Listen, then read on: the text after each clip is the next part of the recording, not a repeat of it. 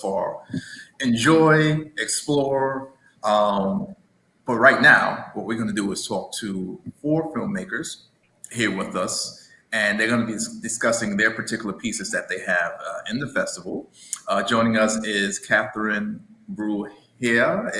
Did I pronounce that right? It's Bruhier, like you're having a Bruhier. brew and your team is Bruhier. winning. Yay, Bruhier. This is Catherine Bruhier. There you go. We have Nissa. Hello. And Miss Angelina. Hi. Villapiano. And Edwin FrankO. Hey.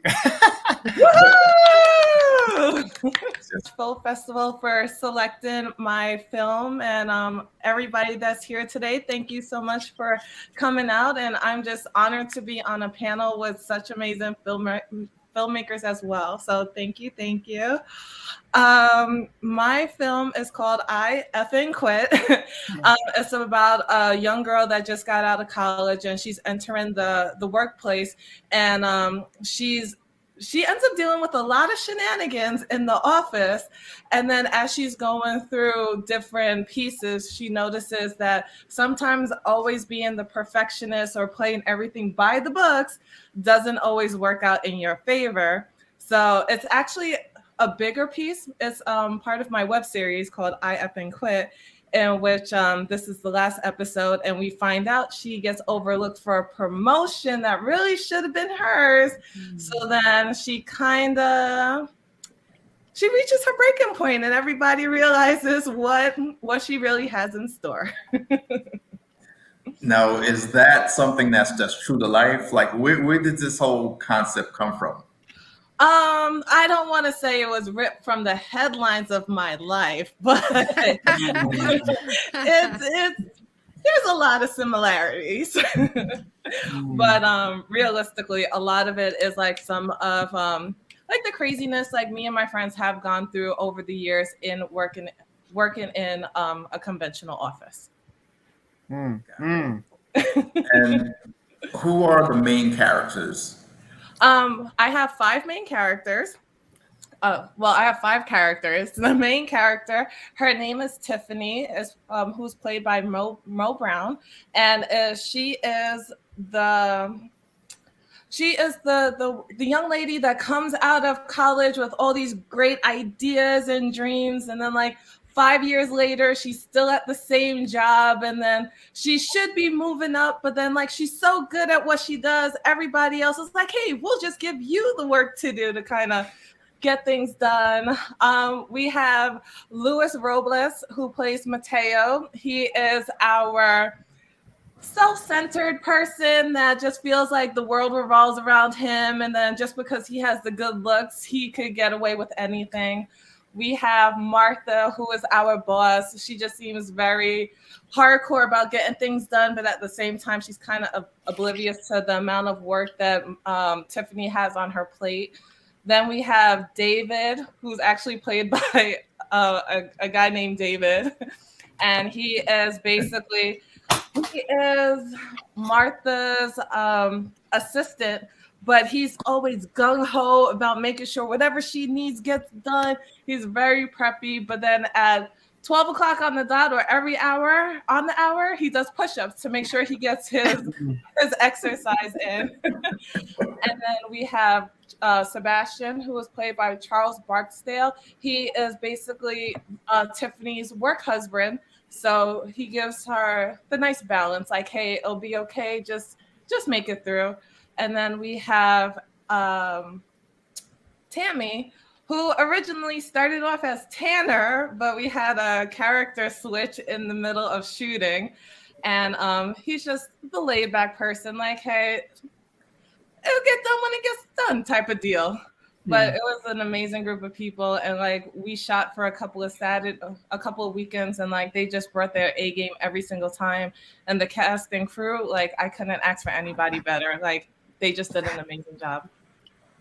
Yeah, definitely. And the thing that's great about it also is that there's somebody in there that you could recognize. Like if you've ever worked anywhere in any particular job, like there's somebody there that, oh, I know that person. Yeah. Like I've worked with that person or I've been around that person. So it's definitely relatable on those levels. Let's move on to Catherine Bruhier. Clean Teeth Wednesdays. It's your piece. Tell us about that. Well, my piece was inspired to make this into a film. It was based on a short story that my sister wrote in elementary school that always, like, the images always fascinated me. And I was working as a temp in a, like, answering phones, and the phone hardly ever rang. So I was like, okay, I got to do something. So I started writing it. It's a long time ago. And it's about Rachel, this young girl. It's about a group of first graders who stage a secret revolt against the monthly fluoride treatments that they all hate. So the main character is Rachel, and she's a minority, and she always witnesses this other Caucasian girl, Chrissy, getting picked on. And so it's kind of like a coming of age story with an unlikely young girl as a heroine, where dealing with her negative self-image, lack of self-esteem, and she sort of stands by as these things are happening. And these are subtle themes that sort of, it's not specifically about racism, but it's kind of the feeling of, when you are a minority and you see this happening to somebody else as a small child, you want to do something, but the other part of you is like, oh, I'm so glad it's not me, but you also don't want to be a part of it. So it kind of builds on her negative self-image. So by the end of it, she makes a bit of a stand, and the girl Chrissy that gets picked on comes up with a secret way that they can just pretend to be taking the fluoride, and sort of saves the day and blows Rachel's mind. So yeah, so there's Rachel, and then the other girl is Chrissy, and then there's these two sort of borderline sort of mean popular girls, Sue and Catherine, that are always very judgy, and sort of leaves Rachel wondering what she should or shouldn't do. And I've sort of shot it where all of the adults are filmed from here down. So kind of to sort of give that feeling. Remember in Charlie Brown how the teacher was always like, so they do speak, but we just see them from here down. And just to sort of remind us that what we say to kids means a lot. So it's just a fun little delightful piece. It's not meant to be focused on, racism, but I sort of wanted that underlying theme in there because as a minority myself, that's always something that I go through as a child. I went through as a child. So I kind of, so Rachel sort of watches hopefully each day as Chrissy arrives, removing her coat to sort of reveal her disheveled appearance. And she listens to her friend's negative comments about Chrissy, but she doesn't say anything. And in Chrissy's defense, yet somewhere deep inside, she wishes she could. And a part of her wishes for Chrissy's sake that Chrissy would somehow change so the others won't scorn her. But the other part of Rachel knows too well how quickly that scorn can be turned on her. So yeah, those are kind of the themes that are in the film. Just a fun little delightful piece. Definitely.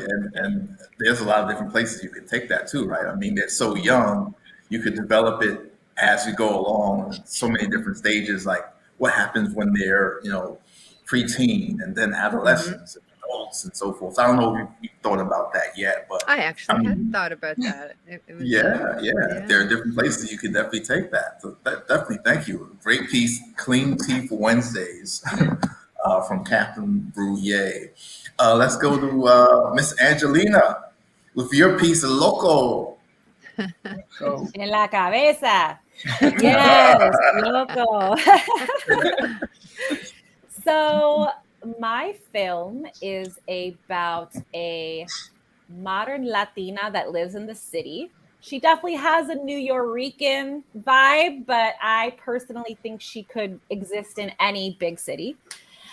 And she's the type of Latina that is very much into her spirituality as a bruja, as brujeria, santeria, all of these things. She has a TikTok where she talks about sage and incense and the ancestors and things like that.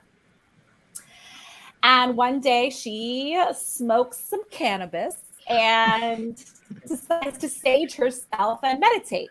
And when she meditates, she says, I call on my ancestors. And lo and behold, an ancestor shows up in her room.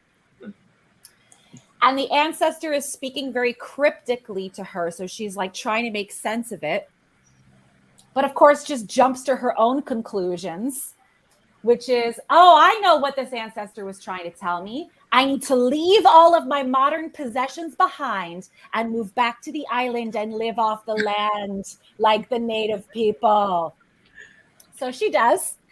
And of course, it goes horribly wrong. I like to think of it as like a New Yorican hood chick goes on Naked and Afraid. Like, it doesn't go well. So needless to say, it's a comedy. And I was inspired to make it because I am a modern Latina, thus a New Jersey New Yorican that is also very spiritual and has also gone on this journey of reconnecting to my indigenous heritage. This is my tribe, Tainos in the building right now.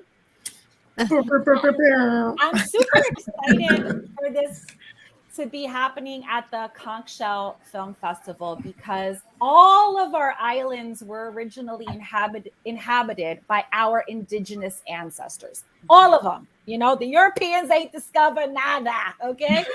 So we all have our different heritage. You know, like I said, my island is the Tainos, other islands are the Carib, and we have also different tribes represented as well.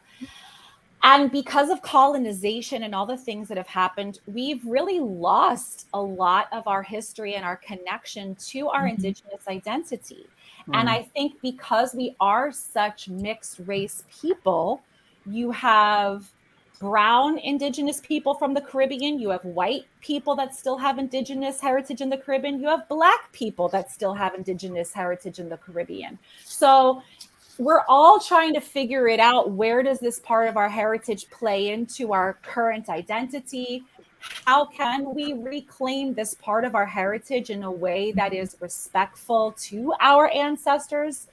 And we're going to make mistakes along the way. Trust me, I've made plenty of them. And what I'm hoping to do is let people laugh about it and say, it's okay that we don't know what we're doing. This part of our history was literally robbed from us. We're doing our best trying to figure it out. And it's okay if we make mistakes along the way. Definitely great. And that's the wonderful thing about art, be it film, which is what we're talking about, or music and so forth. Like, you can dive into all of these different topics and subject areas and kind of introduce people to them, and not hitting them hard right away, but bringing them along slowly until we get to the point where they're actually learning something as they're going along. And it's enjoyable at the same time. Thank you for sharing that. Let's go to Edwin FrankO. Fuego. So, wow. I love what you said, Angelina. That was beautiful, honestly. So it's funny because I just came back from Puerto Rico like Wednesday, and I loved it. Like, I could see myself living there. I would gladly give up everything just to live on the island. I love it. But so I created a film to inspire my community to pursue their passions. And it started with simply trying to push my siblings to do more, who feel and believe they can't do more than they can now. And and it wasn't just within my siblings. Like, I realized even just catching up, all my friends could easily tell how easily passionate I am about everything I speak about. But then I also love to like switch it up on them and just make sure that they're also pursuing what makes them happy, right? And I have some friends in my circle that aren't pursuing what makes them happy, or don't even know what they're passionate about, right? So I realized it was very common in Latino community at that. And so one of my missions is, if I can't help my community grow, it's like, if I can't help my siblings grow, how can I help my community grow? So I kind of like channeled how I felt into this piece. Well, I added that as ammunition into the story I created. There's a lot I'm trying to tell in this film, but the main theme was to inspire people to pursue their fuegos, right? So for them to identify with.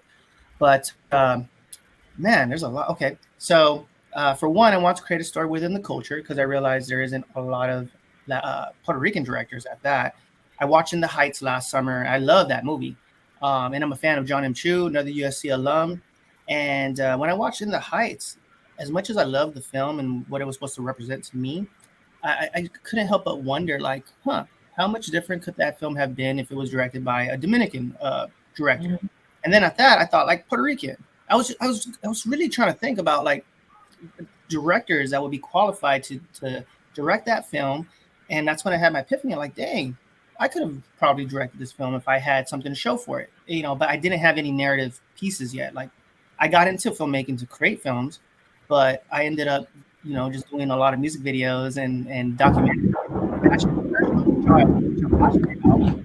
But now it's a matter of like shaping all of that into a narrative piece. And so when I created this, it was like other ideas as well. Like, I wanted, you know, like, I haven't seen a good salsa film since my father's favorite salsa film, which was Dance With Me, you know, with Cheyenne and Vanessa Williams. And he always used to express his passion, specifically when they were dancing in the Miami club. He's like, oh, this brings me back to Miami, you know, like the when they're doing Reda. And that always set the bar, like what a good dance film, or especially a film as vibrant as that, should bring. And fast forward, that came out in the 90s. Fast forward, I haven't came across a salsa film like that. And I thought, like, okay, I'm gonna add that to, you know, like, especially going to USC. I wanted to, like, I'm a fan of comedies too, so I wanted to do like the next Wedding Crashers or Superbad. I love those kind of films, or The Good Boys. But I had like a cultural epiphany when I went to USC, where I had some great colleagues that I was influenced by that were telling stories within the culture, and something that I wasn't doing for myself. So, and that was like in 2017. So here I am, fast forward, creating, crafting this narrative, my first narrative piece, right? If I'm going to introduce myself to the world finally, back to acting and directing, and especially as a writer, what is going to be my first impression? And so I wanted to tell a story within the culture, a universal theme that people could identify with, and taking a page from like John M. Chu's like book. Like, I loved Crazy Rich Asians. So I have this whole thing about people who write their own films now, like their personality shows, and I love it. Like, it really does, especially if they develop it reading like books. Like this film was a product of reading The Writer's Journey, which like brought out my feelings completely, like how I felt. Now we could segue into the story. I'm going to keep talking. Give me talking. I'm gonna keep talking. But so the story is about a bartender, which I do bartend, by the way. So it's a story about a bartender who doesn't know what he's passionate about, and he tends to work and miss out on moments that are more memorable than working the bar. So he's telling a story on New Year's Eve to his regulars, to two of his good old friends. The two characters, the main character is Giovanni. He's a bartender, and there's an older brother that's trying to push him to do more, which I see as myself from the outside. So I'm telling the story from the perspective of someone who, from my siblings' perspective, and someone who doesn't know what they're passionate about, and how they are kind of holding themselves back. Like, everybody has different perspectives, right? Like, even the antagonist in a story is like their hero in their own right. But in this story, it's like I'm telling a story from that perspective. Francisco, the older brother, how I see myself and how friends joke at me. I throw that in there, like, so they can laugh at me as well. But how he's trying to push his younger brother to do more, to pursue something different. Mm-hmm. His character is pursuing salsa because he's pursuing his late father's love for salsa. And so he decides to pursue that. And because of that, it led to more opportunities. It led to more discovering his Fuego, his passion.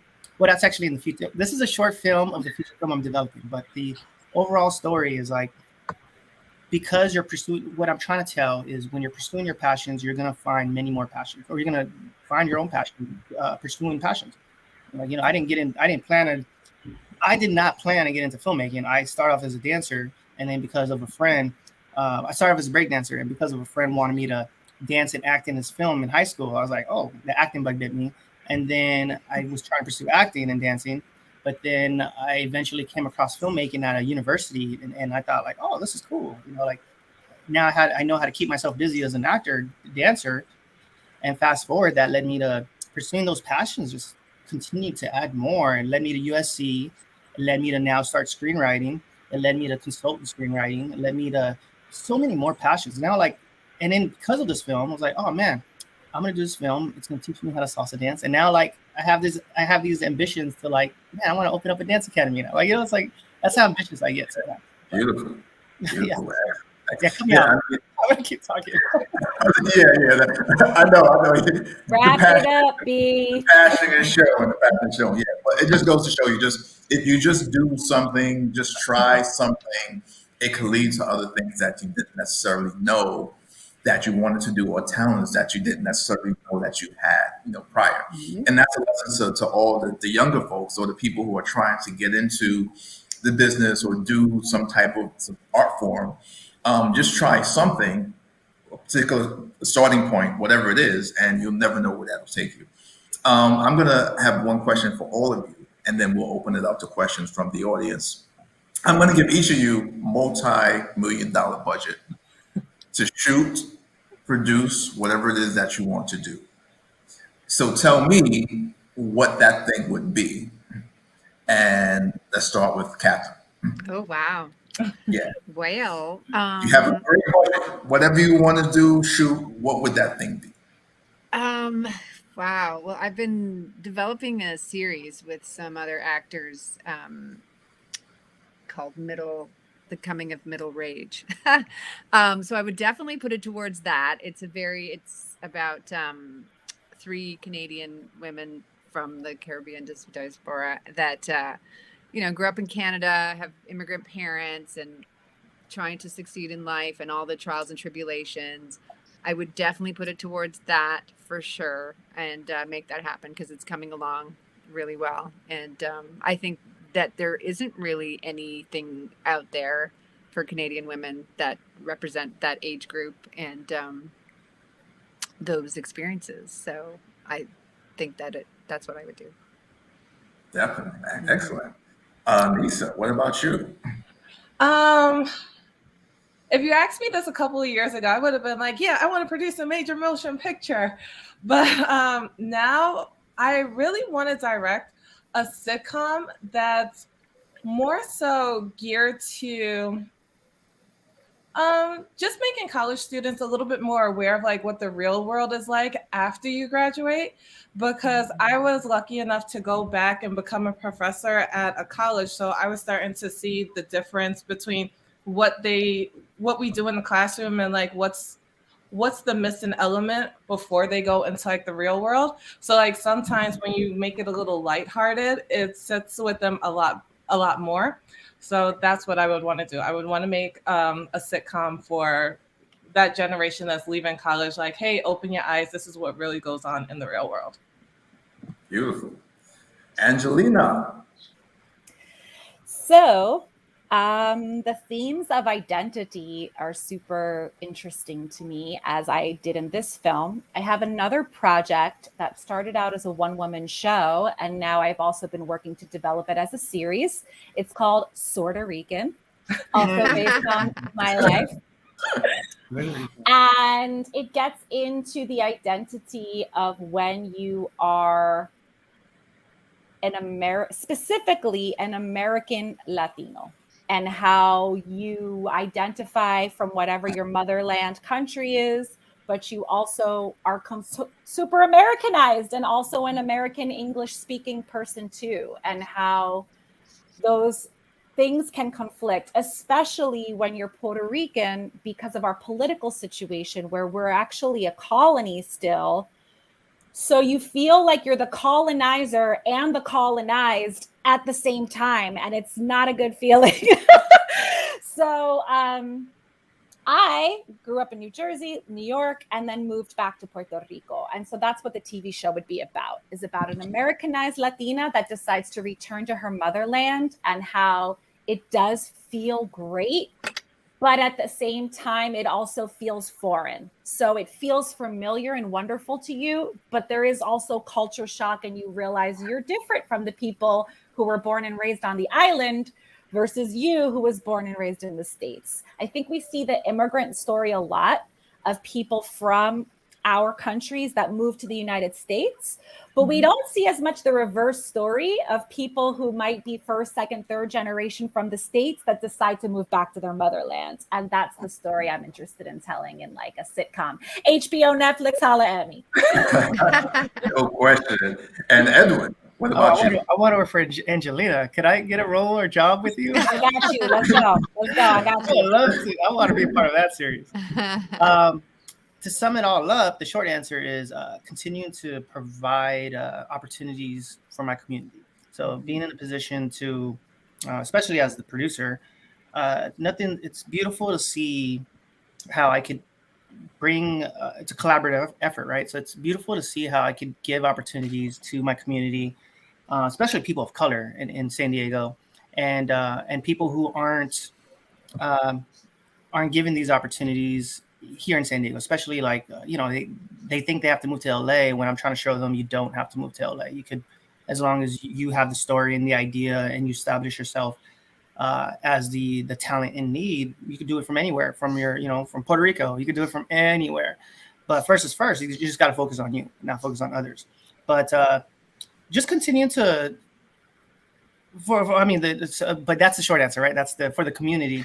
But in order to support that phase, it's the journey I'm in right now. The short film, feature film, to establish myself as a feature filmmaker, to continue creating these jobs. But yeah, I want to Fuego, like I create the next Puerto Rican La La Land, right? That's how I see it. Yes. Excellent. We're taking questions from the audience. If anybody has a question for any of the filmmakers, we're taking all questions now. Put them in the chat box. Let us know. In the meantime, between time, each one of you, let us know where they could. Obviously, you can see your work right now in the Cannes Show International Film Festival going down 2022. But for more of your story and your work, let us know, like your social medias or websites or anything like that, really quickly. I was wondering if we could each say what island we're representing. That as well. We could do that as well at the same time. Puerto Rico. Puerto Rico. So, Angelina. I think we already know we're Puerto Rico over here. Where are you guys from?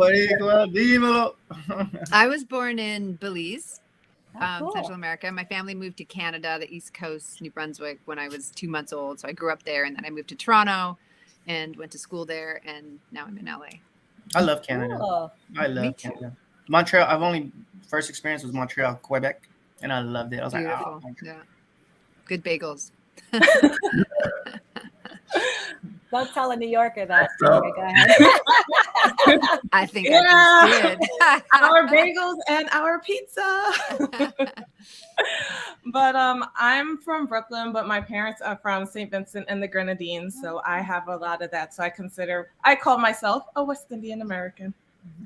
Beautiful. Good for you.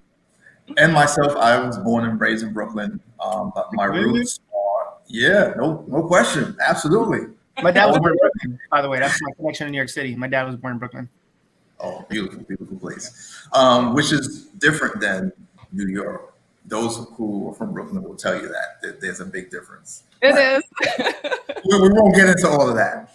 All But, right, wait. So where in Brooklyn then? Crown Heights originally, and then Flatbush, which is the West Indies. Yeah. Wait, Yeah. I just switched. I'm in Crown Heights, but I'm moving to Flatbush. Oh, okay. Yeah. As you know, that's the West Indies, like all. Yeah. Exactly. Every That's island is West represented Indian there. Brooklyn. Yes, Exactly. indeed. West Indian And then I was Brooklyn. in Bed-Stuy for a minute. But my roots are actually Trinidadian and Haitian. Those are my roots. Cool. Man, I want to move to New York. I can't wait to move to New York. Yeah. Okay, so we'll have to wrap it up, but thank you so much. Can you imagine if we had 2 hours to host this chat, what would be revealed? Oh, yeah. Thank you, Chris, Gotta give me 5 Edwin, minutes. Angelina, Catherine, and Ronissha.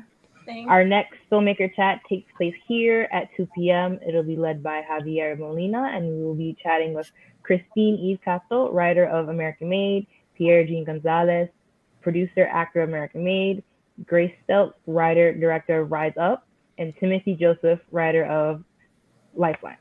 Thank you so much. If you would like to say where we could find you all, say that now. I put mine in the chat. Okay. Yeah. For me, it's Fuego and thermal FrankO. sound waves. Mine is just my name on Instagram. Me too. Okay. Thank And you for the so filmmakers, much. I'm available if you're doing any productions in the tri-state area, New York, New Jersey, Connecticut. I'm available for production work and help. So just holla at me. Excellent. Good to know. Good to know. See you in LA. I'll see you in New York, Brooklyn. I'll see you at Woo! Bye, Yeah. guys. Let's connect Present. on Big ups, IG. big ups, Caribbean Thank you, Massive. everybody. Collaborate Nice next to meet month for everyone. next year's. Thank you. I'm not even sure how to leave, but oh, there we go. Bye.